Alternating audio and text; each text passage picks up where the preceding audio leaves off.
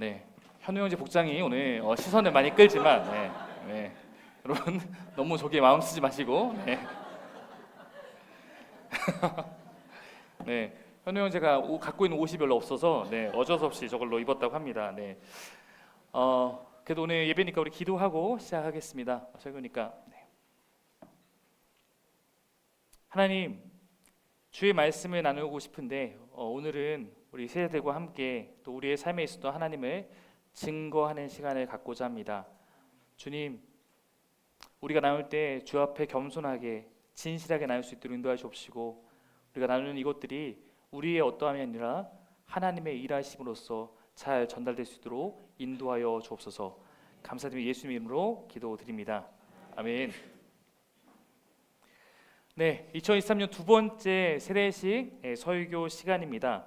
오늘 세례식을 대하며 제가 갖고 있는 마음은 특별하지만 특별하지 않은, 반대로 특별하지 않지만 특별한 예배이기를 원하는 마음입니다.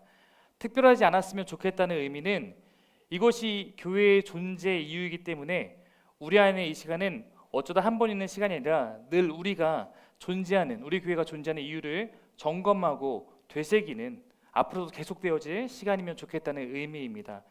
저는 늘 여러분에게 어떻게 하면 복음의 진리를 잘 이해할 수 있도록 도울까 고민합니다. 예수님도 그 고민을 많이 하셨어요. 수많은 비유로 하나님 나라의 그 진리를 전달하기 위해서 애썼던 이유일 것입니다. 제가 복음을 이렇게 앞에서 설교로만 전할 때는 그때도 고민을 하지 않은 건 아니지만 심각하게 하지는 않았습니다. 여러분이 어떻게 이 설교를 받아들이고 있는지 한 명 한 명 다 점검하지는 않았기 때문입니다. 그런데 아시다시피 저희 교회에서 한 2년 정도 전부터 1대1로 사람을 만나서 복음을 나누면서 회심과 성장을 돕는 과정을 반복하다 보니까 이 사람에게 진리를 어떻게 설명할까를 늘 고민하게 되었습니다. 복음을 이해하기 쉽게 설명하기 위해서 계속 어떤 것이 좋을까, 예화나 이런 것들을 생각해 보게 됩니다.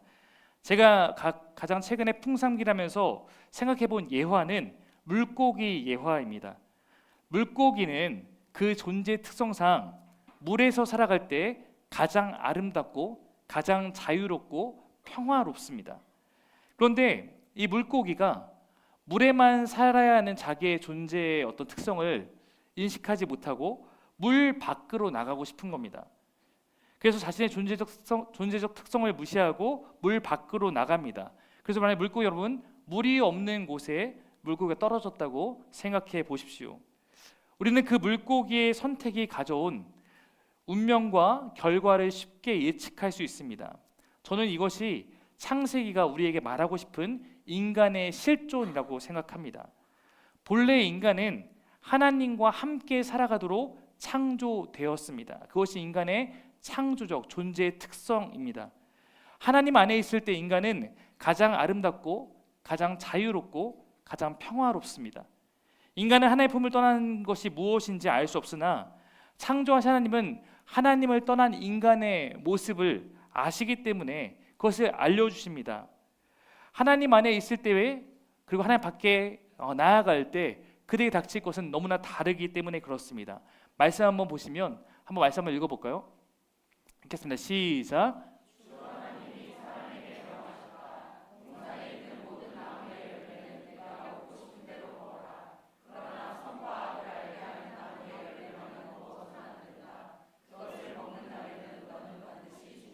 네, 제가 우리 현우 형제한테 제 물컵을 갖고 와달라고 했는데 그래서 혹시 봉준이 제 물컵 혼자 왔어요? 감사합니다. 네, 감사합니다. 사랑합니다, 형님. 네, 사랑합니다. 하나님께서 인간에게 말씀하신 거는 너가 하나님의 뜻을 벗어난 삶을 살아가게 때 너는 죽을 거야. 이거는 단순 우리가 생각해 보면 물고기가 야 네가 물 밖에 나가면 죽을 거야 하는 이야기와 사실 유사할 수 있습니다. 여러분, 노란 손수건이라는 책의 내용을 아시나요? 오랜 감옥 생활을 한 남편이 아내에게 편지를 보냅니다. 아내가 잘못했고 그래서 만약에 나를 용서하고 나를 받아주겠다면 마을 입구 참나무에 노란 손수건을 달아달라. 그것이 없으면 나는 용서받지 못한 것을 알고 버스를 타고 그냥 지나가겠다. 그것이 만약에 있으면 나는 이제 받아들여진 걸로 알고 나는 함께하기 위해 나아가겠다, 이런 거죠. 아내가 어떻게 합니까? 노란 손수건에 엄청 많이 걸어둡니다.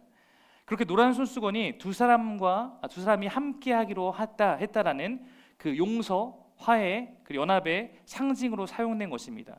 여러분, 선악과의 역할이 그와 같아요. 선악과의 열매를 어쩌면 우리가 인간이 그것을 하나님의 뜻대로 지키는 것이 하나님과 함께하는 것을 내가 인정하는 태도, 하나님의 주인됨을 인정하는 표시였습니다. 그러므로 그 얘기는 단순히 무엇을 욕심내고 먹었느냐의 문제가 아니라 하나님에 대한 주대심에 대한 나의 존중과 혹은 나의 무시를 결정하는 인간의 태도를 보여주는 하나의 언어였습니다. 인간은 하나님이 정하신 룰 안에 사는 것이 하나님의 보호나 지혜를 받는 것이 아니라 구속이라고 여겼습니다. 그래서 선악과를 먹는 행위를 통해서 하나님 안에서 살기보다는 하나님을 벗어나 살아가고자 하는 행동을 하게 됩니다. 마치 물고기가 물 밖으로 뛰쳐나간 것과 같은 것이죠. 물고기가 그곳에서는 죽게 됨을 우리가 아는 것처럼 하나님을 인간이 하나님 떠났을 때 죽게 될 것을 미리 알고 경고하셨지만 그것을 무시한 것입니다. 이것이 성경이 우리에게 알려주는 이야기입니다. 그럼 우리는 이 이야기를 듣고 난 후부터 진지하게 고민해 봐야 합니다. 지금 나는 정말 성경의 가르침처럼 물 밖에 나온 물고기와 같은 상태인가? 그것을 내가 만약 진짜 받아들인다면 우리는 지금 나에게 주어져 있는 삶이 원래부터 이렇게 살도록 나에게 주어진 삶이 아니라 원래는 이것보다 더 나은 삶, 더 행복한 삶이 우리에게 주어져 있는데 내가 거기로부터 궤도 이탈을 한 것이며 그럼 내가 다시 원래의 자리로 돌아갈 수 있음을 기대할 수 있는 것입니다. 그러나 아마 이 이야기가 대부분의 사람들에게 어쩌면 믿기 힘든 이야기일 수도 있습니다. 공상과학 같은 이야기이고 신화나 허구와 같은 전제라고 생각하기 쉽습니다. 하나님은 인간을 잘 아십니다. 그래서 하나님은 인간이 이러한 진리를 깨닫고 받아들이기 위해서 모델이 필요하다는 사실을 잘 아셨습니다. 어떤 모델인가? 지금의 삶에서 역으로 하나님께 돌아가서 살아가는 자가 어떤 삶을 살게 되는지에 대해서 볼 수 있는 모델 말입니다. 이 모델의 역할은 원래 우리가 살아가야 할 지금은 잃어버린 삶이 있음을 일깨워 주는 것입니다. 지금의 삶이 창조한 모습이 아니라 지금의 삶보다 더 풍성하고 행복한 삶이 원래 우리가 누릴 수 있는 삶이었음을 보여주는 역할입니다. 그리고 그 삶이 특정한 누군가에게만 주어지는 것이 아니라 모든 사람에게 원래 주어져 있던 삶임을 보여주고 어떻게 그것을 회복해야 하는지를 보여주는 모델입니다. 성경의 모든 이야기는 바로 그 모델들에 대한 이야기입니다. 먼저는 한 사람을 회복시키시고 그로 말미암아 누군가를 또 회복시키고 회복된 사람들을 모아서 하나님 나라 백성들로 삼으십니다. 그 회복된 공동체는 세상 모두에게 모델이 되는 삶을 사는 것으로 하나님을 높이고 감사하며 하나님을 드러내는 삶을 살아가는 것입니다. 여러분, 교회가 뭘까요? 하나님 나라의 백성된 바로 그 사람들의 모임이 교회입니다. 교회의 어원인 에클레시아는 세상으로부터 불러낸 자들, 구별하여서 모인 자들을 의미하는 것입니다. 다시 말해서 교회는 성도들의 모임이요, 성도들은 하나님 없는 삶의 상태에서 하나님과 함께하는 삶으로 회복된 자들인 줄로 믿습니다. 즉 우리의 삶은 세상을 향해서 하나님의 존재를 드러내고 아직 이곳에 왔지만 아직은 하나님께 머물지 않는 사람들에게 옆에 있는 누군가 보면서 나도 이렇게 해야겠다라고 꿈꾸게 할 수 있는 모델인 것입니다. 근데 여러분, 문제가 종종 있습니다. 정말 세상 앞에서 교회가, 세상 앞에 성도가 정말 그 모델이 되고 있는가? 이 문제입니다. 저는 이 질문에 대해서 그렇다와 아니다의 답을 가지고 있습니다. 먼저 아니다라는 의견을 저는 존중합니다. 왜냐하면 제가 보기에도 성도라고 말하지만, 크리스찬이라고 말하지만, 난 교회 다닌 사람이라고 말하지만 회복된 자로서의 그 아름다움을 보여주는 모델은커녕 오히려 교회 밖에 있는 사람들로부터도 지탄받는 삶을 살아가는 일도 종종 보게 되기 때문입니다. 아니, 우리 안에서조차 예수를 열심히, 예수를 수십 년 믿은 사람의 모습이 저런 모습이라면 나는 예수를 안 믿고 말겠다는 마음이 들도록 하는 사람도 때로는 있을 수 있기 때문입니다.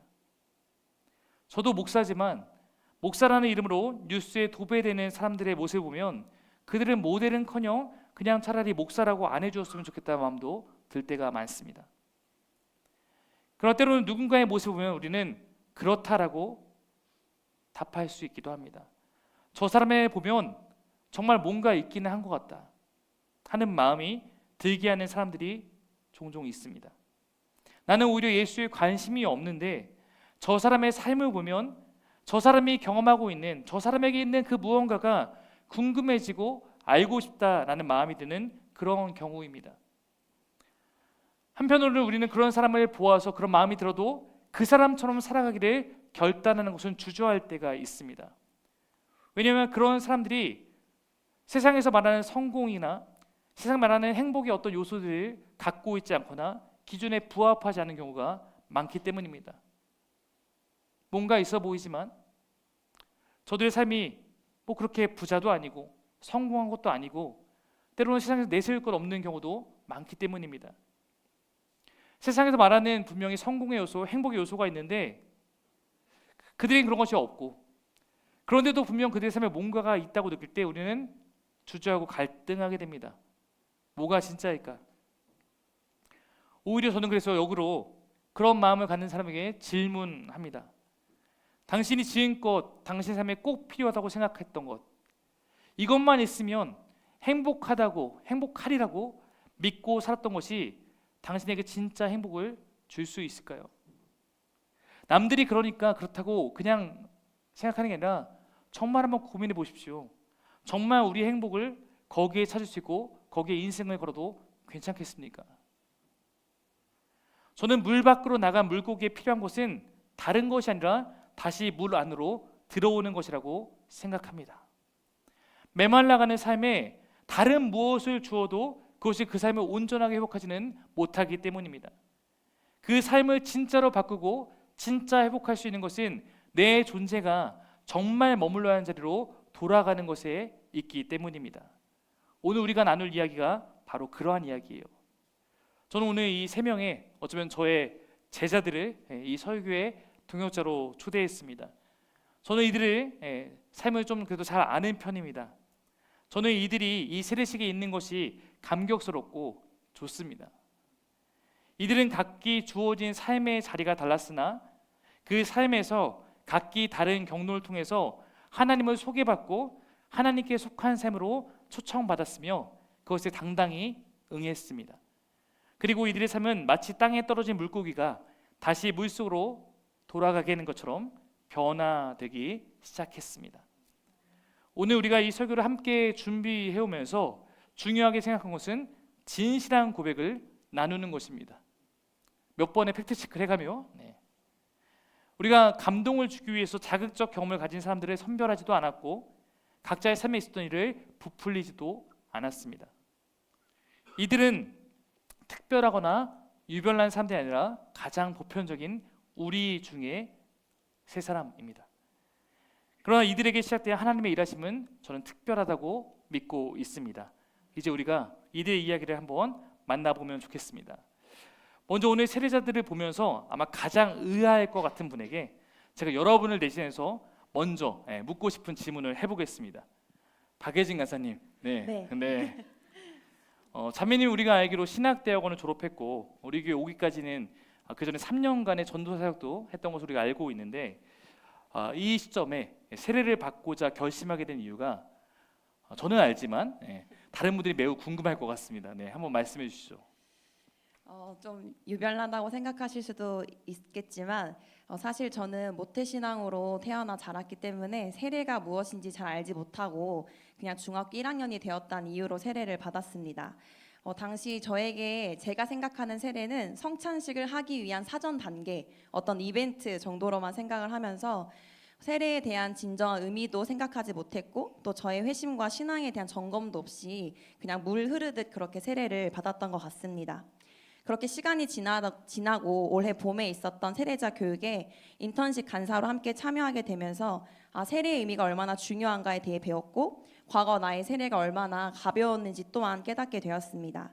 그리고 혹 다시 내게도 기회가 생긴다면 정말 진정성 있는 세례를 받고 싶다는 생각과 함께 이번 세례에 신청하게 되었는데요. 사실 많은 고민이 있었지만 하나님과 저의 관계에 있어서 진심 어린 결단과 고백을 하고 싶은 마음에 이번 세례를 받기로 결정하게 되었습니다. 네, 나눠주셔서 감사합니다. 네, 현우 형제. 네, 네, 네, 오늘 옷이 멋있습니다. 네, 감사합니다. 네. 현우 형제도 청년 공동체 회장도 했었고 나름 우리에게는 신실한 청년으로 우리는 알고 있는데 우리 현우 형제도 세례를 안 받은 건가요?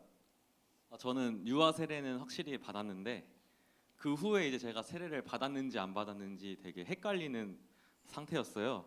제가 고3 때 이제 예배당에 나가서 무언가를 이렇게 앞에서 한 기억은 있는데 그게 세례를 다시 받은 건지 아니면 수능 응원 기도였는지 헷갈릴 정도로 근데 이제 어머니께 확인해 본 결과 너는 세례 받았는데 왜 또 받냐 이렇게 된 상태입니다. 네, 그러니까 법적으로는 세례 받았으나 본인의 기억에는 아무것도 남아있지 않은. 네, 동의합니다. 네, 그렇습니다. 네, 네, 예지자매에게도 좀 질문 한번 해보겠습니다. 네, 네, 예지자매는 2021년에 가을에 사김의 교회에 등록한 것이 제가 알기로는 첫 신앙생활이라고 이제 알고 있으니까 교회에 나온 지 이제 딱 2년 정도 된 것 같습니다.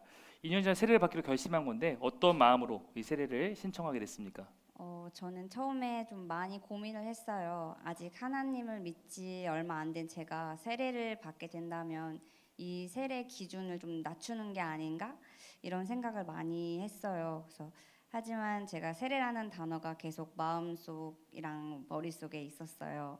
예전 같았으면 그냥 나 혼자만의 생각이겠지라고 생각했을 텐데 이번에는 조금 하나님이 주신 마음이지 않을까? 하나님이 주신 마음일 거야. 이렇게 확신이 들었어요. 그래서 이 세례를 통해 저의 흩어져 있는 마음을 좀 잡고 싶고 이제는 행동으로 하나님을 의지하는 그런 삶을 살고 싶어요. 그래서 처음 신앙생활을 도와주신 사김의 교회 성도분들 앞에서 결단하고 싶었습니다. 네. 여러분 혹시 오늘 이들이 말하다가 울어도 제가 2분을 기다려주기로 했습니다. 네. 이해해 주십시오. 네, 네.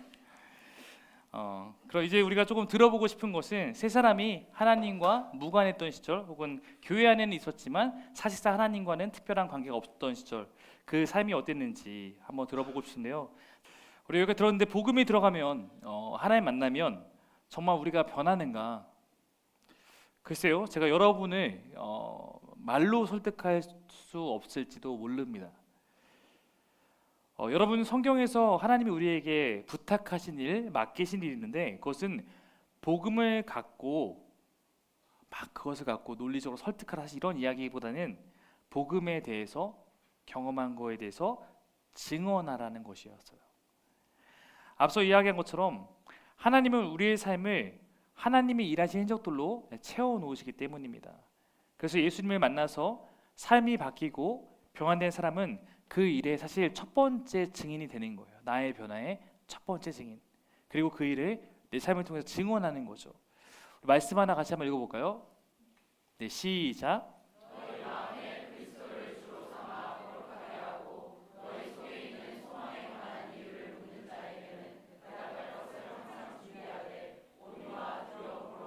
네, 이 말씀을 우리 많이 봤겠지만 누군가가 우리에게 넌 어떻게 그렇게 살아? 넌 어떻게 그렇게 소망을 갖고 살아? 라는 이유를 묻게 된다면 그들에게 대답할 것을 항상 준비하고 있어라. 이건 우리가 느끼고 있는 우리의 소망의 이유 대신 그 복음을 증언하는 자가 되라는 얘기겠죠.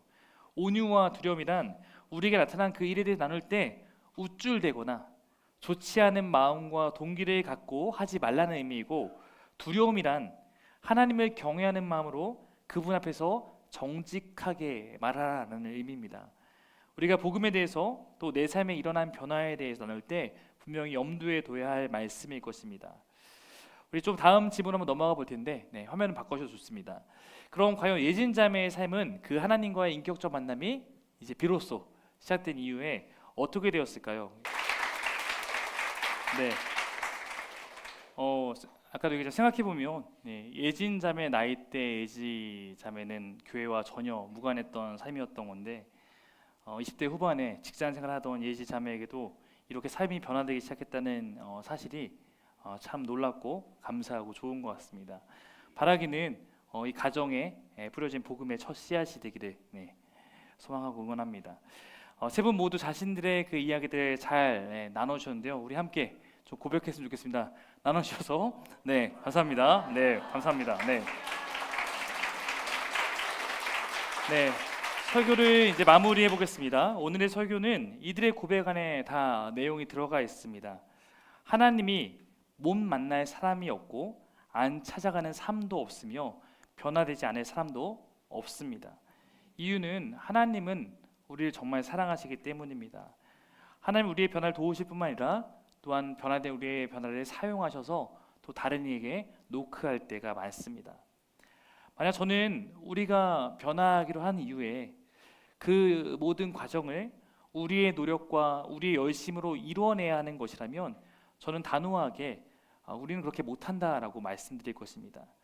사실 하나님이 우리를 구원하시기로 결정하지 않으셨다면, 그리고 하나님께 마음을 들여서 회심을 고백한 자들에게 성령님을 보내주지 않았다면 마치 다른 종교에서 같이 우리의 수련과 우리의 훈련으로 우리가 하나님께 가까이 나아가야 하는 것이라면 저는 그 모든 것이 우리가 할 수 없는 일이라고 말할 것입니다. 그러나 성경을 보면 이 모든 일의 시작과 끝 주관자는 하나님이십니다.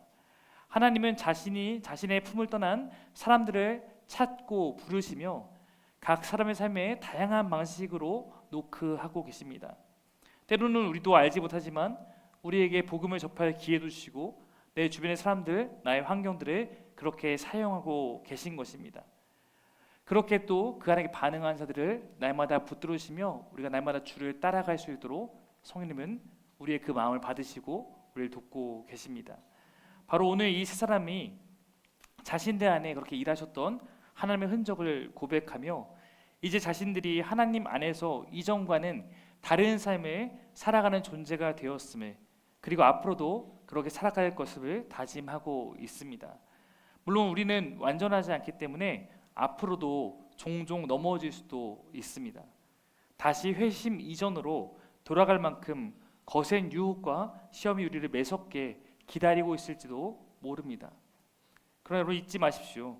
우리의 힘으로 우리를 지키는 것이 아닙니다. 우리의 싸움은 어떠한 상황에서도 주님과 함께하고자 했던 내 결단을 놓지 않는 것에 있습니다. 또한 예배에 함께하는 사랑하는 성도 여러분, 누군가는 오늘 이들의 간증을 보면서 각자에게 있었던 하나님의 일하심을 떠올리기도 했을 것입니다. 나도 그랬는데. 또 누군가는 나도 저렇게 되기를 바라는 소망함도 있었을 것입니다. 또 어떤 분에게는 저것은 다 억지라며 정신승리를 하고 있다고 의심하고 계실지도 모릅니다. 전 늘 말합니다. 차라리 의심하십시오. 힘써서 의심하십시오. 저는 하나님이 살아계시기 때문에 그렇게라도 하나님을 찾다 보면 하나님을 만나질 것이라 믿기 때문입니다. 저는 항상 이렇게 이야기합니다. 예수님을 못 믿겠거든 예수님을 만나는 사람들의 변화를 보라고. 왜냐하면 사람이 변화하는 것은 다 이유가 있기 때문이에요. 저는 오늘 사랑하는 이 세 명의 세례자들의 간증이 여러분에게 그런 복음의 초청과 말씀의 놀라운 열매로 전달되기를 소망합니다. 하나님은 살아계십니다. 하나님은 지금도 일하고 계십니다. 이들의 삶에 그리고 우리의 삶에 일하고 계시는 그분을 찬양합니다. 아멘.